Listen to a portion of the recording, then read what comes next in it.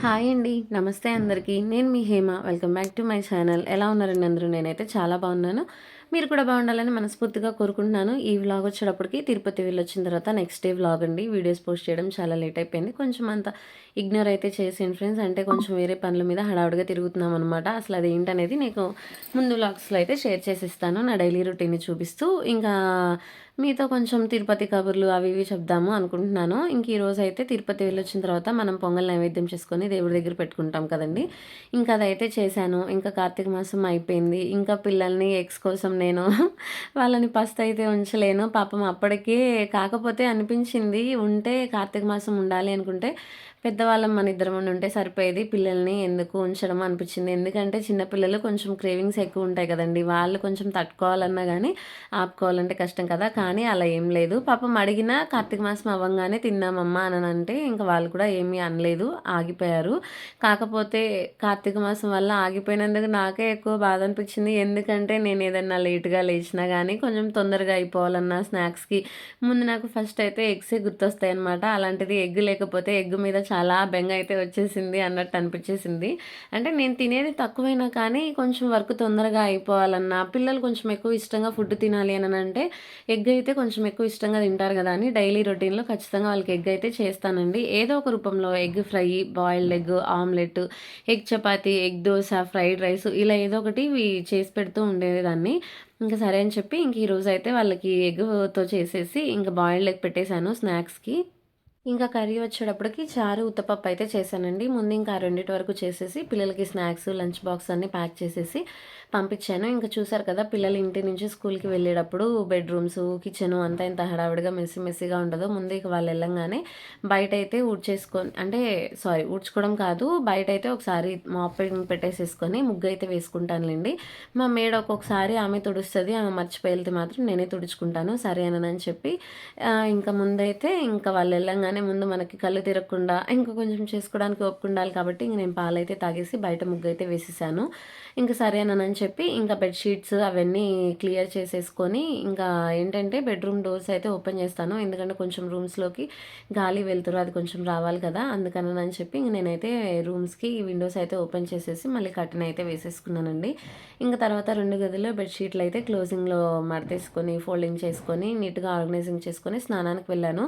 మామూలుగా అయితే నేనేం చేస్తానంటే ఇంట్లో పని, కుకింగ్, పిల్లలు వెళ్ళిపోయిన తర్వాత హౌస్ క్లీనింగ్ మొత్తం అన్నీ అయిపోయిన తర్వాతే స్నానం చేస్తాను. అదేంటి పనులన్నీ అయిపోయిన తర్వాత స్నానం చేస్తారా? చక్కగా పొద్దున్నే స్నానం చేసి అన్ని పనులు చేసుకోవాలి అనుకుంటారేమో! కాకపోతే నేను ఇంట్లో ఉండేదట్టయితే గనక పొద్దున్నే అన్నీ స్నానం చేసేసుకొని వంట అవన్నీ చేసుకునేదాన్ని. కానీ అలా కాదు కదండీ! నేను మళ్ళీ షాప్ దగ్గరికి వెళ్ళాలి కదా! అప్పుడొకసారి, ఇప్పుడొకసారి వంటగదిలో కొంచెం అంటే ఎంత ఉన్నా కానీ ఎంత చలికాలమైనా కొంచెం స్వెట్టింగ్ ఉంటది. కొంచెం ఆ ఇరిటేషన్ అనేది ఉంటది గదా! ఇంకా అలా కాకుండా నేను పిల్లల క్యారేజీలు, వంట పని, ఇంట్లో పనులు అన్నీ అయిపోయిన తర్వాత చక్కగా అప్పుడు స్నానం చేసి షాప్ దగ్గరికైతే వెళ్తాననమాట. కొంచెం బయటికి వెళ్ళేటప్పుడు కొంచెం అనేది కొంచెం నీట్‌గా అన్నట్టు ఉండాలి కదండీ! అందుకనమాట. సరే అనని చెప్పి ఇంకా టిఫిన్స్ కుదిరితే మాత్రం ఇంట్లోనే టిఫిన్ చేస్తాను. లేదు కొంచెం టైం అయిపోయింది అననంటే మాత్రం ఇంక నేనేం చేస్తానంటే షాప్ దగ్గరికైతే వెళ్ళిపోయిన తర్వాత టిఫిన్ అయితే చేస్తానండి. ఇంకా మా వారైనా అంతే షాప్ దగ్గరికి వెళ్ళిన తర్వాత చేస్తారు. ఎంత కాదన్నా నేను 10:30 ఆ టైంకి షాప్‌కైతే వెళ్ళిపోవాలి. మార్నింగ్ అయితే 7కి అలా లెగుస్తానండి. ఇంక అంతకంటే తక్కువ అంటే లెగటం నా వల్ల అసలు కానే కాదు. ఎందుకంటే నాకసలు నిద్ర సరిపోకపోతే చాలా హెడేక్ అనేది వచ్చేస్తది. ఫస్ట్‌లో అలా లేదు. ఇప్పుడు బాగా ఎక్కువ అనిపిచ్చేస్తుంది.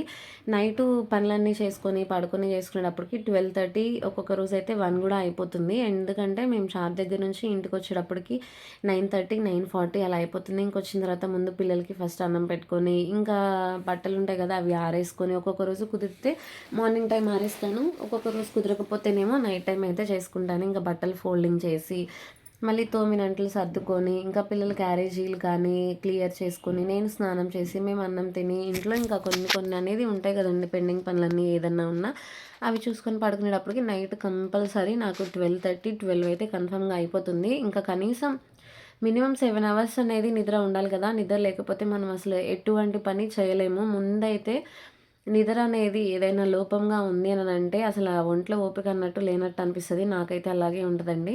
సరేనని చెప్పి దుప్పట్లు మడతేయడం అంతా అయిపోయిన తర్వాత ఇంకా తిరుపతి వెళ్ళాం కదండీ! ఇంకా తిరుపతి వెళ్ళినప్పుడు వెళ్ళొచ్చిన తర్వాత ప్రసాదాలయి దేవుడి దగ్గర పెట్టుకునేటప్పుడు ఇలా పొంగలి నైవేద్యం చేసుకొని, దేవుడి దగ్గర పెట్టుకొని, కొబ్బరికాయ కొట్టుకొని, తర్వాత ఏంటంటే ప్రసాదాలు ఇంటి దగ్గర వాళ్ళకి, తెలిసిన వాళ్ళకైతే పంచుకుంటాం కదా! అందుకని ఇంకా పొంగలైతే చేసేసాను.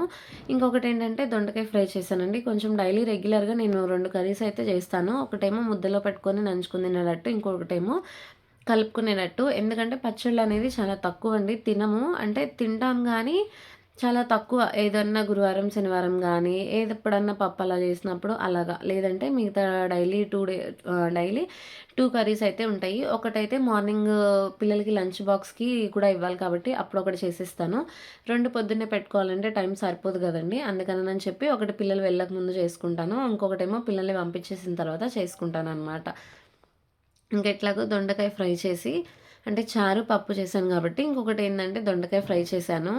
ఇవి కర్రీస్ అయితే ఈ పూట ఇది చేశానండి. సరే అని ఇంక ఇంట్లో అలాగా ఫ్రై చేయడం కూడా అయిపోయిన తర్వాత, ఇంకా పొంగలైతే దేవుడి దగ్గర పెట్టుకొని, ఇంక నేను కొబ్బరికాయ అయితే కొట్టేసేసుకున్నాను. ఇంకా అదే మీతో షేర్ చేసుకుంటున్నాను. ఇంకా పొంగలి ఎంత పలుచగా చేసినా ఏంటో అర్థం కాదు. గట్టిగా అయిపోతది. ఇంక నేనేం చేస్తానంటే, ఇంక ఇలా బాక్స్‌లో తీసుకున్న తర్వాత కొంచెం కాగబెట్టిన పాలుంటాయి గదా! అంటే అవి పంచదార వేసి కాగబెడతానులెండి. డైరెక్ట్ అలా పంచదార వేసి కాగబెడితే ఏంటంటే, పిల్లలకి జలుబు చేయకుండా ఉంటుంది అని చిన్న పిల్లలప్పుడు అంటే చిన్న పిల్లలు పసిపిల్లలుగున్నప్పుడు డబ్బాలో పాలు పోసి పడతాం గదా! అప్పుడు అదే అలవాటు. నాకిప్పటికి కూడా అలాగే అలవాటయింది. సరే అనని చెప్పి ఇంక అలా వేస్తాను గాబట్టి తీపి సరిపోద్ది. పొంగల్లో ఇంకొంచెం పాలైతే కలుపుకొని ఇంకా షాప్ దగ్గరికైతే తీసుకువెళ్ళాను. ఇంక తర్వాత ఆ ప్రసాదాలు కూడా ఇంకా తిరుపతి లడ్డు చూస్తే అస్సలు అలా కొంచెమైనా తినకుండా ఉండలేరు కదా! మేమైతే అస్సలు ఉండలేమండి. సరే అని కొంచెం అట్లా నోట్లో వేసేసుకొని ఇంకా బీట్రూట్ జ్యూస్ చేశాను కదా! మార్నింగ్ పిల్లలకేమో ఫ్రిడ్జ్‌లో పెట్టేశాను. ఈవినింగ్ వచ్చిన తర్వాత స్నాక్స్ అప్పుడు తాగేస్తారులెండి. ఇంక మా వారికి నాకైతే ఇలా షాప్ దగ్గరికైతే తీసుకెళ్తున్నాను. కొంచెం బాటిల్స్ అయితే ఇగ్నోర్ చేసేయండి. అది పెయింట్ పోయింది. దాన్ని ఏం చేయాలో మళ్ళీ వేరే కలర్ ఏస్తే ఎలా ఉంటదేమో నాకేం అర్థం కాలేదు. సరే అని చెప్పి ఇంక అలాగే అవేంటంటే కూలింగ్ అండ్ హీట్ 2 ఉంటాయన్నమాట. ఆ బాటిల్ నాకంత చిన్న బాటిల్ ఒక్కొక్కటి 550 పెట్టి ఏమో తీసుకున్నానండి. అది కూలింగు ఎక్కువ మార్నింగ్ పోస్తే ఈవినింగ్ వరకు కూడా కూలింగ్ అలాగే ఉంటది. హీట్ కూడా అలాగే ఉంటదండి. ఇంకా ఎందుకంటే జ్యూస్‌లు అవి తీసుకెళ్ళినప్పుడు కూలింగ్ పోకుండా ఉండాలి అనని చెప్పి నేను ఆ బాటిల్స్ కొనుక్కొని మా వారికి నాకైతే అందులోనే పోసేసుకొని తీసుకెళ్తానులెండి చేసిన జ్యూసు. ఇంక తర్వాత ఇంక చూసారు కదా బెడ్‌రూమ్స్ అన్నీ నీట్‌గా హాల్ మొత్తం నీట్‌గా ఆర్గనైజింగ్ చేసేసుకొని ఇంక నేనైతే ఇలా రెడీ అయ్యి షాప్‌కైతే వెళ్ళానండి. ఇంట్లో ఉన్నా సరే, షాప్‌లో ఉన్నా సరే మన లేడీస్ అనేది నాకు తెలిసి ముఖ్యంగా ఇంటిననేది చాలా శుభ్రంగా ఎక్కడికక్కడ ఆర్గనైజింగ్‌గా ఉంచుకోవాలి. అలా ఉంచుకుంటే ఏంటంటే ఫస్ట్ అయితే ఏదో సామెత ఉంది చూసారా? ఇంటిని చూసి ఇల్లాలని చూడాలనో సంథింగ్ ఇల్లాలని చూసి ఇంటిని చూడాలని ఏదో సామెత ఉంది గదా! అదే విషయం గట్టిగా అయితే ఫాలో అవ్వాలండి. ఎందుకంటే మనము ఎంత నీట్‌గా ఉన్నా మన ఇంటికి ఎవరైనా వచ్చినప్పుడు ఎలా ఉంటదంటే, ఈమె చూడు పైనుంచి కింద దాకా రెడీ అయింది. ఇంటిని శుభ్రంగా పెట్టుకోవడం మాత్రం చేయలేదు అని గబాల్న మాట అనేస్తారు కదా! అందుకని అలా కాకుండా ఎప్పుడైనా ఇంటిని ఆర్గనైజింగ్‌గా, నీట్‌గా, శుభ్రంగా ఉంచుకుంటేనే మనకి పీస్‌ఫుల్‌గా ఉంటది. పిల్లలు గానీ, మన హస్బెండ్ గానీ ఎవరన్నా ఇంటికొచ్చినా గూడా ప్రశాంతంగా ఉంటదండి. అది హెల్త్‌కి కూడా అలాగే చాలా మంచిది కదా! అలా ఉంచుకుంటేనే. సరేనని చెప్పి ఇంకెప్పుడైనా సరే నేనేదో వీడియోస్ కోసం అలా చేయాలి, వీడియోస్ కోసం ఇలా ఉండాలని ఉండదు. ఎప్పుడూ నాది ఇల్లు నాకు కన్వీనియంట్‌ని బట్టి నేను అలా ఆర్గనైజింగ్‌గానే ఉంచుకుంటానండి మాక్సిమము. ఇంక సరే అని చెప్పి ఇంక నేను అలాగా బ్యాగ్ అయి తీసుకొని ప్రసాదాలు అన్నీ పొంగలి ప్రసాదం తీసుకొని షాప్ దగ్గరికైతే వచ్చాను. ఇంక ఈరోజైతే షష్ఠి. సుబ్రహ్మణ్యేశ్వర స్వామి షష్ఠి అనమాట. ఇంకిలా పాల కావిడి అవి తీసుకొని మొక్కుబళ్ళు తీర్చుకుంటారనుకుంటానండి. నేను ఫస్ట్ టైమ్ అయితే చూస్తున్నాననమాట. సరే ఎవరైనా మీకు తెలియకపోతే చూస్తారని చిన్న క్లిప్పింగ్ అయితే యాడ్ చేశాను. ఇంక షాప్ దగ్గరకొచ్చిన తర్వాత మా వారికి పెట్టేసి ఇంక నేను కూడా ప్రసాదం అయితే తినేసాననమాట. Okay friends. ఇంకా కొంచెం మాక్సిమం వీడియోసు 2, 3 డేస్‌కి ఒకసారైనా అలా పోస్ట్ చేయడానికి ట్రై చేస్తూ ఉంటాను. ఎవరైనా కొత్త వాళ్ళు చూస్తుంటే ఒక చిన్న లైక్ అయితే ఇచ్చేసి ఛానల్‌ని సబ్స్క్రైబ్ చేసుకోండి friends. Okay friends. Bye friends. Bye bye.